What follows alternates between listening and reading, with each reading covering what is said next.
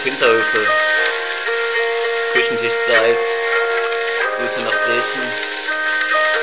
Ich hoffe, ihr habt Spaß. Ich sitze ja hier alleine. Ihr seid da, ich bin hier. Ihr seid Stars, ich bin hier. Was soll's? Auch hier gibt es Bier und vielleicht gibt's bei euch ja die besten Feten. Was soll's? Bin ich halt so schlecht für Dresden. Diese Quali dieses Jahr war nicht gerade geschickt, aber nächstes Jahr werdet ihr dann alle gefickt. Egal ob Rap Slam, Team Slam, Einzel oder Bier trinken. In allem könnt ihr dann als dem Besten nur noch mir winken. Prost Jungs und Mädels, habt mal Spaß ohne mich. Trinkt es aus und haut danach das Glas auf den Tisch. Das ist scheppert in der Stadt wie an Silvester in der Nacht. Ich habe ja noch Zeit, dann wird halt nächstes Jahr verkackt.